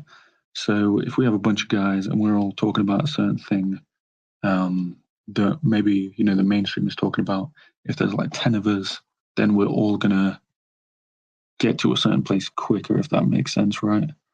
And that's, you know, you have these extremists and echo chambers, but that's sort of the process of, you know, you get to the same conclusions that the mainstream are going to make. You just do it 20, 30 years earlier, you know. Like a lot of these far lefty whatevers, you know, they really do have all these crazy opinions, but that's because they're in these sort of areas of cultural acceleration wherein, you know, they're just there like 20 years before the mainstream might be. So, and you can do that on your own if you really want. I kind of, you know, don't think that. I think you sort of, like humans are social creatures, you got to sort of bounce things off other people. You got to sort of create this shared little subculture, which is kind of what we're doing. But yeah, with the poetry stuff, he's getting guys together. He's I mean, there's so many. One thing I've learned from Bizarre Archives and Toadstool and whatever, there's so many talented people out there. And just reading Atop the Cliff, there's so many talented people out there with so many good skills. They just want to get it out there. Or maybe they don't know they want to get it out there. Maybe they just try it. And maybe they find out they really enjoy it. And so these sort of, you know, platforms for you to, you know, just try things out. I mean, my first story for Bizarre Archives, when did I send that? A couple of years ago, maybe. And that was like the first story I'd wrote in years. And I was going to send it in for the first one. Then I was like, well, I'll see how good the first one is. And the first Bizarre Archives blew me out of the water. So I was like, all right, well, because I was just sort of hanging back, seeing how it goes. And then the second one, I sent it in, and people liked it. But there was sort of a, I don't want to say a passivity, but there was a, you know, without that platform, I probably would still be writing, but I would definitely not be as good a writer. And, you know, Arthur Powell does the same thing with poetry. You know, we sort of need to create this, strong word. It'd be fucking cool if we created this little community of high-energy poets that, you know, produce a lot and sort of accelerate the sort of poetic culture. They try new things. They have fun with it, and that's the kind of thing that, you know, really makes waves. You know, we could talk about Italian futurism, we could talk about vorticism. Those things only happen because a bunch of guys got together and tried stuff out and did stuff together, right? So yeah, I'm basically just picking up a little bit of the slack doing this thing for Arthur Powell, who's doing so much more. But yeah, I think just understanding how these sort of, I guess, mechanisms of cultural creation work. Well, one of them is, you know, start posting Kipling, start posting Powell. That's one thing. You've got to give yourself that sort of freedom to like someone who has not been, you know, tested by 100 years and hasn't, you know, oh, they've died and, you know, they're really whatever. I like to read a poem by Lord Byron, actually, which kind of takes away from the point a little bit, but this one really spoke to me. This one's called Analysis of Martial Lib 1, Epic 1. He unto whom thou art so partial, a reader, is the well-known marshal, the epigrammist, while living. Give him the fame thou wouldst be giving. So shall he hear and feel and know it, Post-obits rarely reach a poet. So yeah, obituaries don't reach a poet. You know, there's all these, you know, great. I mean, Lovecraft. Everyone only talked about how great he was after he died. Howard, kind of a similar story. Sorry for bringing those up all the time, but I know I'm a bit of a scholar on those guys. I know Davies. You know, why bother waiting around for Arthur Powell to die to say he's a great poet, he's a great essay writer, and people should be appreciating him for how good he is, getting involved, supporting him. You know, like Atop the Cliffs takes a lot of work, takes a lot of money, takes a lot of effort. These things don't just happen overnight. And if you've got a poem, I really got to encourage, you know, if you're reading this, listening to this, hearing this, you probably do have a poem. And if you haven't sent it in anywhere, you should really send it into Atop the Cliffs. And hey, you never know where it might get you, you know. Yeah, I agree with all that. You know, the especially the thing about the art gangs. The art gangs are 100% necessary, dude. Da Vinci and those guys were an art gang. You know, all the classical composers you guys think about were an art gang. Fucking, you know, you mentioned the Lovecraft Circle. You have the Inklings. You have the Trapdoor Spiders with all the sci-fi writers in the 40s and 50s. You had all these guys, dude. All of them were an art gang. This stuff, Italian futurism, art gang, all this shit's an art gang, right? This stuff does not just sprout up with one single guy. It is generally a guy that's a leader, but it requires an art gang. It requires a locality. Now, in the past, obviously, these things were real localities. They were real places, whether like you mentioned Trapdoor Spiders in New York. Lovecraft Circle was kind of closer to what we do, where it's kind of you know, they were attached by letters, were attached by virtual transmission. You know, these guys that were from like Da Vinci and them, they're from Florence, right? And so it's like these fucking art gangs, dude. You know, the guys, the Italian futurists, they were all boys. They'd hang out together, right? So it's like, you know, you mentioned it creates this chamber that accelerates culture creation. Every great idea, every great artistic innovation ever in history, not every single one, there's been the ones that are outliers, but for the most part, what we now call art movements were just art gangs. They were just like little tiny niches of like-minded guys that gathered around a single idea or aesthetic or something like that, and they, you know, created something that changed the game. So, you know, that's part of the reason that, you know, here's the thing, like with when we're talking about bizarre archives, or we're talking about you know, Atop the Cliffs. But I'm just going to talk about it from a personal standpoint, because I don't really know, you know, I don't want to speak for Arthur. I could have just published my own books. I could have just wrote something. This is why it really gets under my skin, and I react badly when haters like accuse me of like trying to make money off of other people's work or whatever. That like makes me crazy, because it's like, dude, I would have made way more money if I just published Dave Martell books. You know what I mean? I had the platform, I had everything. I would have made way more money. But that's not what's it. I want to make money. I want everybody to make money. Not making money is gay. Dude, being poor sucks. I've been poor my whole life. Dude, there's no nobility or coolness in being poor. It blows. Right. So, of course, I want to make some money. I actually have, I have a little bit of a hairy eye. I'm a little bit, I question the motives of people that don't want to make money. When they say, no, I'm not in it for the money. So, all right, well, what are you in it for then? Probably something that's worse. You know what I mean? Well, you evil, bro? You evil? You fucking evil or what? Like, but anyway, I could have done that, but I didn't want to, because what's really important to me, and also it's a long-term business thing too. You know, talking about making money, I'm going to be way better off, you know, 10, 15 years from now when like all of the things that are inspired by Bizarchives and grow out of Bizarchives and adjacent to Bizarchives have like a whole scene and a whole community. In the long run, we're all going to make more money doing that. But take away the money for a second.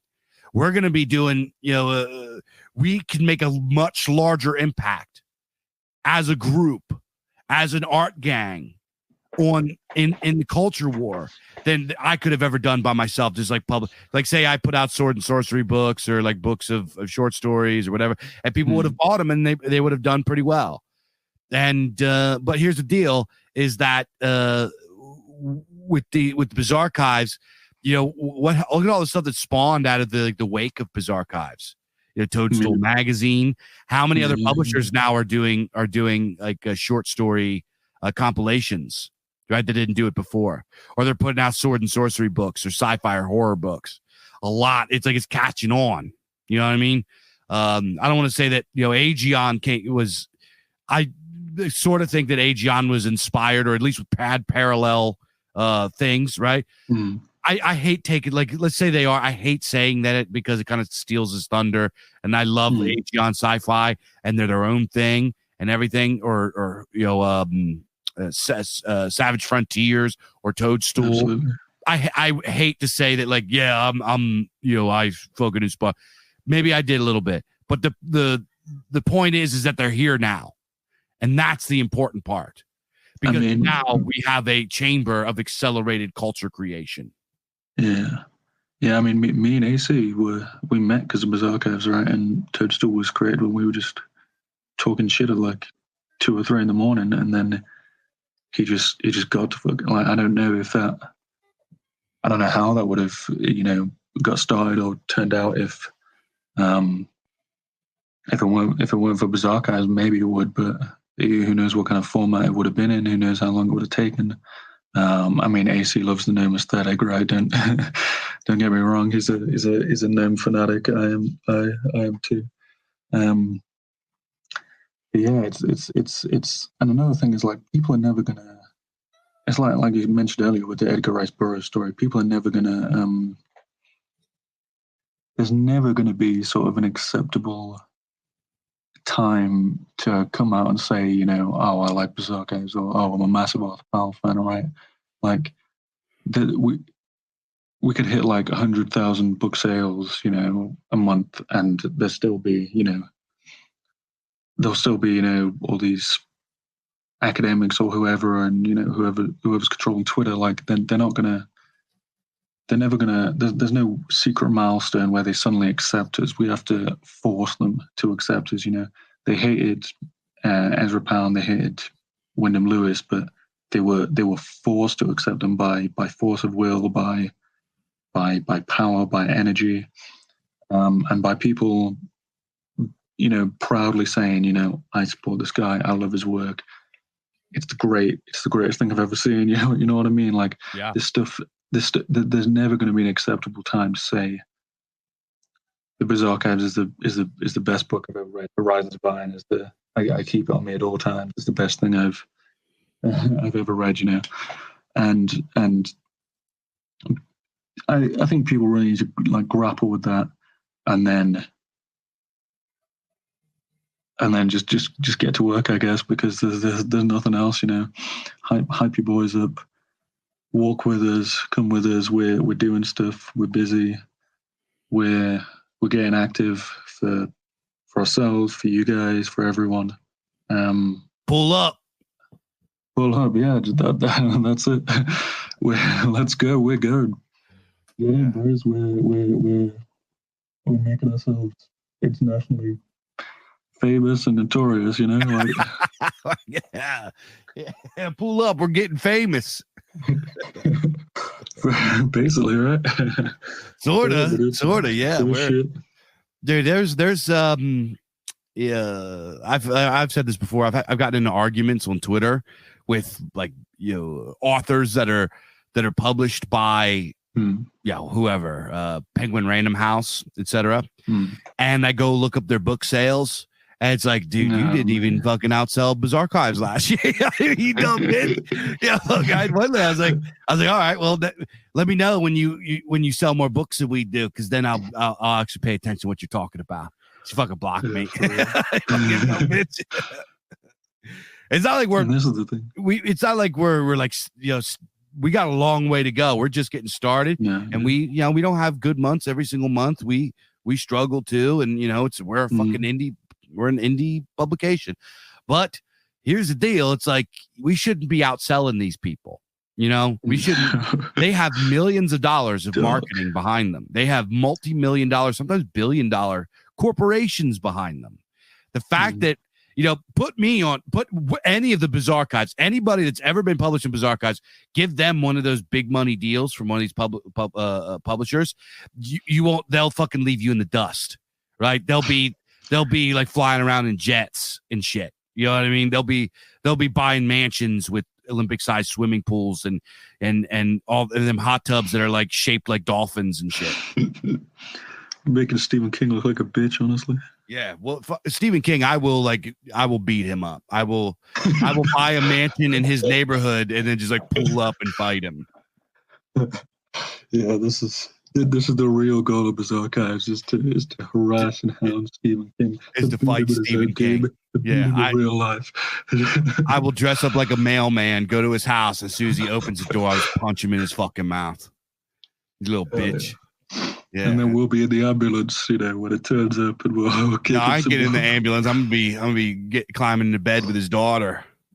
Oh shit! Bruised and bleeding loins. Yeah, yeah. Yeah. Big sausage pizza delivery. Oh no! It's good. Does he even have a daughter? I don't know. He's gonna have if he, I'll tell you what, if he does have a daughter, like judging by like the weird shape of his head, she's probably pretty funky looking. He looks like he looks like Hellboy was like in the rain and some of his makeup washed off. Like Elephant Man. Like he's got like this swollen head. He looks like a burn victim. All right, I'm looking at it. I don't remember. Yeah, he's kind of got that Hoover look as well. Yeah, he's got that. He's Frankensteinian, right? He's got this big, goofy, square head with these eyes that are too far apart. These like beady eyes, and he's got this weird little gangly body, like them Bic pens, like Bic razors, like the little character it's on there. It's kind of like him, except his head's fucking square and stupid. So I'll probably have to, judging by like how thick his head is, you probably got to have a nice knockout punch to like. Probably take a second, yeah. But like, have to go to the body, Yeah, that's what I'm. Yeah, his body, like he's got this like emaciated, weak, pathetic, like noodly body. Like I could really break his bones. I think, since he's probably like a vegetarian, so he doesn't get any calcium or vitamin D. Or I think that's right as well. I'm pretty sure that's right. Yeah, I feel like I could just put my paw his shoulder and just like crush his collarbone, which is like one hand. I think I could just like one fist, just like crush his collarbone. It's like it's like dust when you're done with it, Yeah, and I'll tell you what, even if his daughter is like a big-headed monster like he is, I might still just bed her just to like flex on him.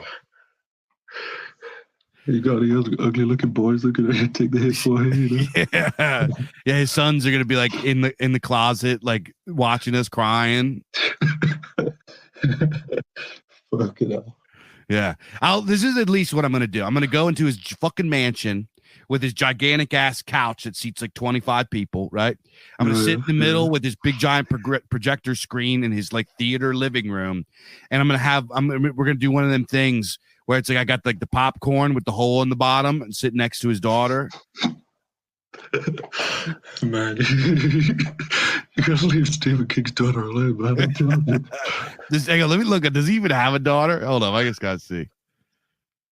Yeah, he's pretty old. She's probably like 60 now. I'll still do it though. I don't know. His granddaughter worse or better? Stephen King daughter. Naomi King, is she Chinese or something? No, she's just fucking ugly. What? Jesus, wow. You're Good joking, right? Lord. King entered University of Maine 19. Naomi King. Reverend Naomi Rachel King, minister for the Unitarian Universalist Church of River of Grass in Plantation, Florida. Ah, she's some kind And of is weird. also a gay activist. Oh my God. She's probably got AIDS. Okay, I'm not doing that then. I don't know, man. She is a This somehow monster. got way off. Is she married? Yeah, she's pretty monstrous. Oh God! This got real disturbing. It says she has been in the restaurant business. I could tell. She's probably like their fucking biggest customer.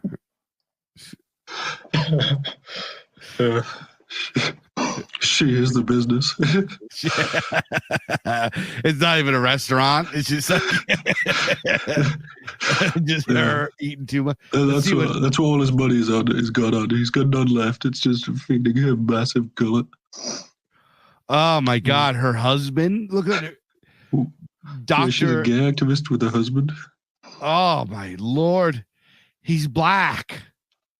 Wait, is that a guy or is that a girl? Doctor. How is this possible? Reverend Dr. Thandenka. Oh no, it's so over, Bruce. Oh my God, this is a mess. Yeah, I think Stephen King's had enough, bro.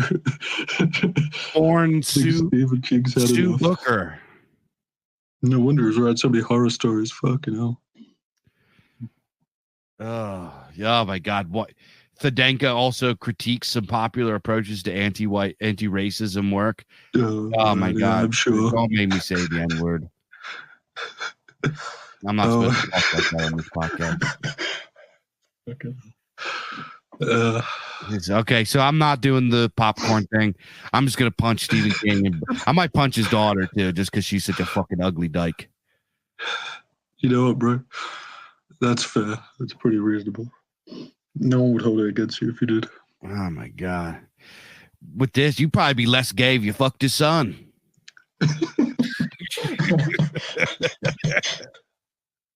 Oh man, that's. You're probably not wrong.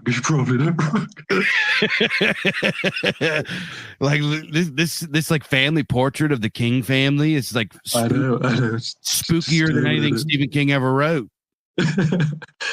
Like his son has the like distorted soy face kind of.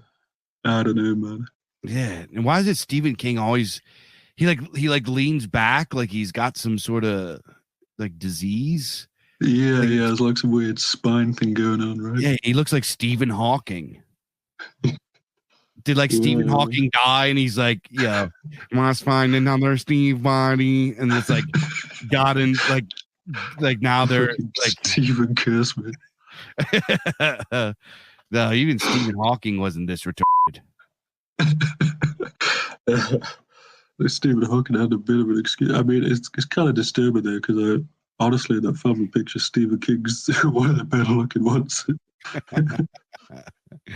Stephen King's son looks like the kind of guy that gets asked to leave from the Magic the Gathering tournament. Yeah.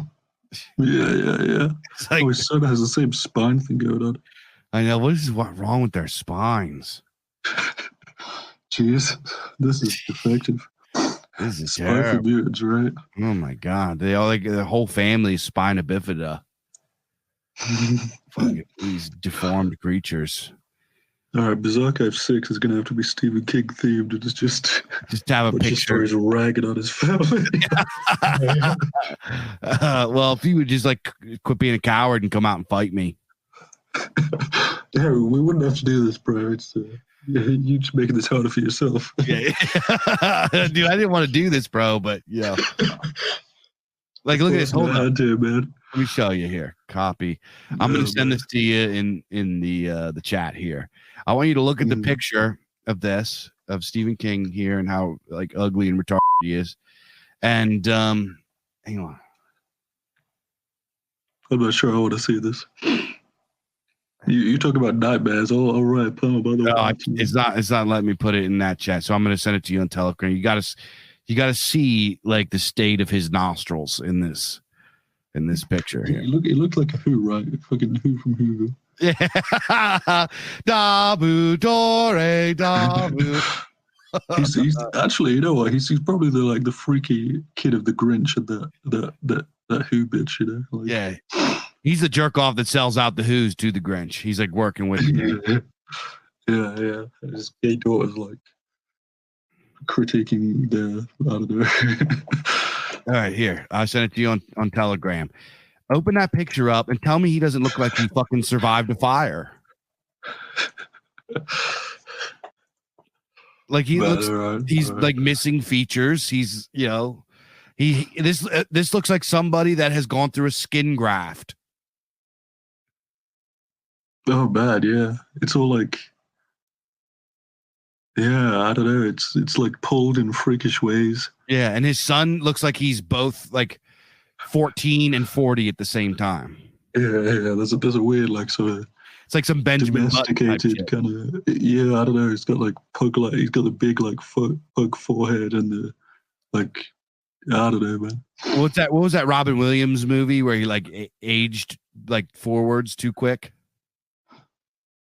Don't know. Jack. You ever see that, Jack? I don't think I've seen that one. Oh, there's a Tom Hanks one too. It's called Big. You ever see that? Yeah. This guy's fucking big. He's big. He's caught in between the. he got trapped in between the transformation and the. Yeah, he looks like fairies when we let him out. Like when you make like a Skyrim character and you like you select like 12 years old, but you like put the age slider all the way up. Yeah. He's just like a well-aged 12-year-old. I mean, honestly, because there's the picture of him as a kid next to it, like he kind of looks like more of a kid when he's older. Yeah. He's got like some sort of Beatles thing going on as a kid. He looks. I don't know. He looks younger when he's older. That is freaky, man. And I think that is literally the same shirt in both of those pictures. Oh, shit. I don't think he changed the shirt since then. Still in nappies in the same shit. All right. I kind of forgot we were still recording the podcast episode. Sorry. Yeah. All right, folks. We started roasting Stephen King. So, Mike, if you have this, feel free to chop all that out. Chop out whatever you want. You gotta do what you gotta do. We've got to do what we've got to do. Yeah, we had important business to take care of with Stephen King. We can't just be having him walking around acting like there's not something wrong with his face. You know, how does he think he is? You know, just being like that. Yeah, it needed to be addressed. So, Stephen King, I'm looking for you. If yeah, dude, if you don't accept my challenge pretty soon, you're like going to be in for. I'm going to pull up deep. The Bizarre Kang is going to show up at your house to fight you and your family. Freaky visitations from the Bug Lord. Yeah. I know you guys are all like impotent, and there's no fertility among you, judging by like how bad of mutants you are. But if you did have babies, we would fight them too. We would fight babies. Froskaz, how many babies do you think you could defeat? Like these are like trained babies. I don't know. I do in chainmail. They're wearing chainmail. Yeah. I reckon the chainmail makes it easier. I reckon I grab that chainmail and start swinging. You know? Like how many? 20, 30, 10? My cardio is looking pretty good nowadays. I'd say 50, 60, you know. 50, 60 babies. These, you know, if I'm switching between hands and feet, I reckon 50, 60. Yeah, I could definitely take. That's why I'm not scared of that. Like, I never thought the Child's Play movies were that scary. It's like, this is like it's like a plastic baby. Dude, I was just like, I will destroy that stupid, like maybe like one time, one movie, it gets over and sneaks up on some people. But after that fucking Chucky doll, I just thought it was a dumb concept. I don't like that movie. I think it sucks. Well, fair enough. I'm just not scared of small things. I think small things are, you know what I mean? Yeah, like unless it's got some weird amorphous form and it's gonna like go up my nose and down my throat and choke me out. Oh yeah, well now it could be tiny, bro. That's a completely different. I'm mostly talking about things that are humanoid and bipedal, or even probably like quadrupedal. Like if there was like a small centaur in my house, I wouldn't be that scared of it. I would fucking destroy that thing. Yeah, I reckon. Yeah, I don't know. Yeah. Unless like some yoked, pit bull, it's kind of non-issue. Right? Now, if he's 7 feet tall, then I'm grabbing guns. I'll pull some guns out on that. You know what I mean? But like say it's like a foot and a half, 2 foot centaur. Fuck you, dude. I mean, what's it gonna do? What are you gonna do? I'll just like, dude, I will jump up in the air and stomp on you and like break your bones. Like your bones suck compared to my stomping force.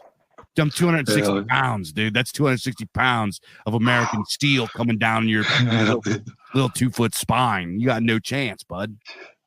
I don't know what that centaur was thinking, bro. So dwarf centaurs, like I'm calling you out. I'm calling you pussies out. You guys can go hang out with Stephen King and wait for your beat down. Yeah. There's cool Giga Chad centaurs there. They're bros. I'm tired of them talking shit. You know what I mean?